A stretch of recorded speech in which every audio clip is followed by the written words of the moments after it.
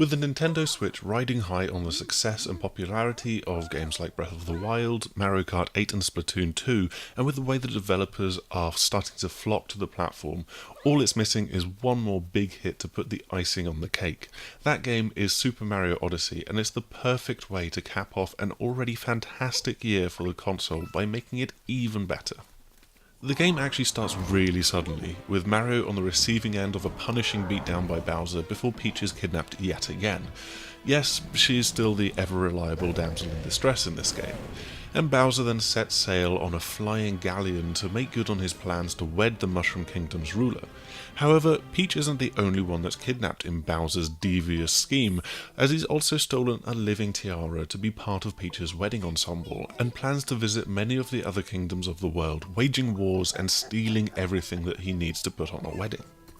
Luckily for Mario, Tiara, which is actually the tiara's name, has got an older brother, Cappy, who is eager to rescue his sister. The two make a great combo, and actually Mario's hat got torn to shreds anyway, so he was due a trip to the hat shop.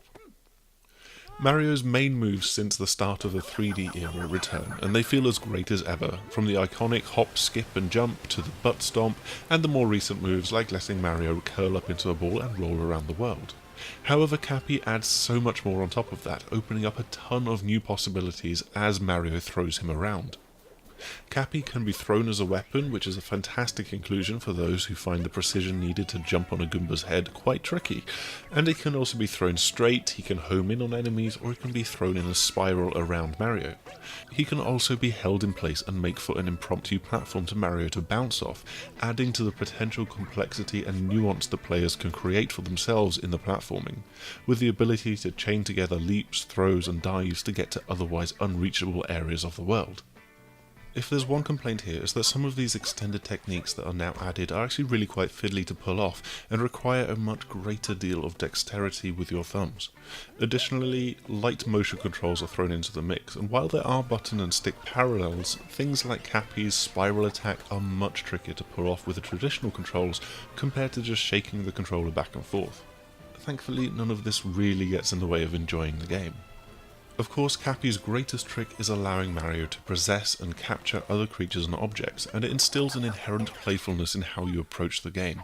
Nothing is safe from getting hit by a spinning sentient hat, whether it's the kingdom's people or the enemies that are roaming the world. You've got manhole covers, electricity cables, and so much more. So many of them can actually be captured as well, and there's usually a very good reason to do so. Goomba's feet don't slip around on ice, for example. Hammer Bros can jump high and chuck an endless flurry of hammers. There's octopus enemies that live in bubbles of water but can propel themselves on jets of water themselves, and that T-Rex from the first trailer is great for stomping around and smashing through blocks. The list goes on and on and on. It's just endlessly creative and engaging. The same is true of the many kingdoms that you visit, as Mario and Cappy hop into a patched up Odyssey airship and follow the trail of chaos left by Bowser and his gang of wedding planning lagomorphs, the Broodals. There is a shock to how this game breaks out of the established visual stylings that Mario games have had in the last few decades, and the game can quite dramatically shift from one kingdom to the next. There's the oddly realistic take on New York with New Donk City, which certainly clashes alongside the Seaside Kingdom or the Luncheon Kingdom and its freakishly pink and hot boiling seas and luridly colourful oversized vegetables and fruit. Yet, after 30 seconds in each place, it's the last thing in your mind as you just rush off to explore. Even though you land in each kingdom with it beset by chaos, looking to restore order and bag some power moons to power up the Odyssey, it's still incredibly easy to get distracted and venture off the main path. Each world is actually filled with dozens and dozens of power moons to collect, and they can be hidden anywhere. You can follow that main path and defeat the big boss, you can find them tucked away in corners of the world, hidden behind objects, triggering secret events and objectives, or playing a number of minigames. You can easily spend an hour just exploring and finding all sorts of things, only to then look at the list as you decide that you want to move on to the next area, and discover that you've not even found half of the moons in this kingdom. It's no wonder that there's little clue boards that you might find, a clue-giving parrot that appears after beating the main area boss, and amiibo scanning which will also give you hints. That variety pays dividends as Mario and Cappy reach the final stretch of their journey. Even the game's grand finale is filled with the same kinds of diversions that can be found in every other kingdom, while returning boss fights are given a new twist or simply made more challenging with newer types of attack.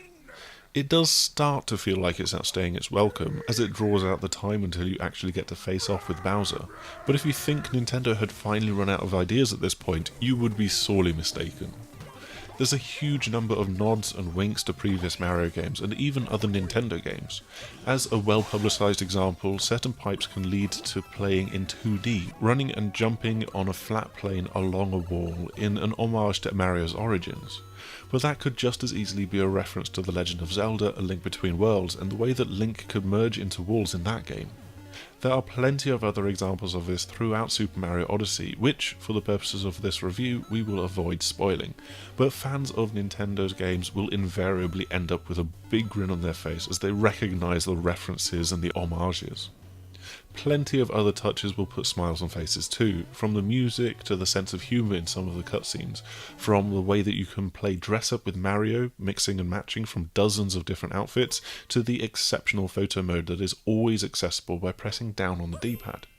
Truth be told, it is far from the most technically accomplished photo mode when compared to other games, but what it shows is just how detailed and refined every single frame of Mario's animation is. It's rare for video game characters to have such expressive faces in the normal run of play, and I've actually spent far too much time throwing Cappy and trying to freeze the game at just the right moment to capture the exact photo I want. Super Mario Odyssey is bursting at the seams with creativity as Nintendo play with new ideas while also paying homage to their long history. Cappy's abilities are the perfect complement to Mario's own, and there's a wonderful silliness and humour to their adventure as they visit a string of contrasting kingdoms that just beg you to find the secrets hidden around every corner. Simply put, Super Mario Odyssey is a masterpiece, and it's for that reason that we are awarding it one of our rare 10 out of 10 scores. Thanks as ever for watching, and we hope you've enjoyed our review of Super Mario Odyssey. Please do like, subscribe, and most importantly, actually share this video with others. You can also check out more Odyssey and Switch content both here and over on the 6axis.com. Hopefully you will join us again soon. Goodbye!